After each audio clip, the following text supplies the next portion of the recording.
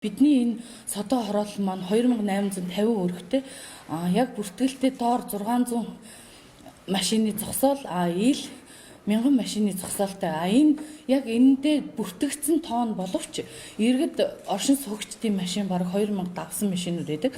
Энэний орж гардаг 3 хаалганы гарцтай манай содоо хорооллын баруун талд яг төв замын уулзуур, дөрвөн замын уулзуур байдаг. Тэгэхээр тэр дөрвөн замын уулзуурын яг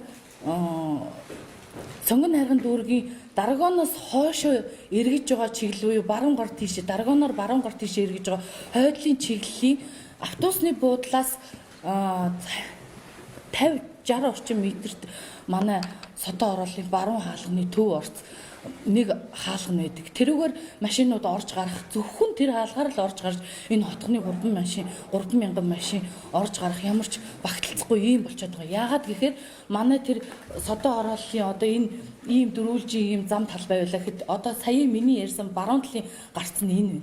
Энүүгээр орж гарна. Тэгвэл бид нар одоо энэ эсэргүүцээд байгаа газарт хамрагдчихад байгаа зүүн хойд талын төв хаалга, баруун хойд талын жижиг хаалга аж ахуйн нэгжүүд ер нь 115 116 дугаар байрныхаа орж гардаг энэ хоёр хаалга устж өгөө болоод бидний одоо энэ соддоо хорооллын оршин суугчид зөвхөн төв замын дөрвөн замын уулзуурын автобусны буудлын хажуу талын жижигхэн хаалгаар 3-4 мянган машин орж гарах ийм төгжрөл үүсгэх замын хөдөлгөөнд маш ихээр ачаал өгөх ийм яг нөхцөл байдал үүсчээд байгаа.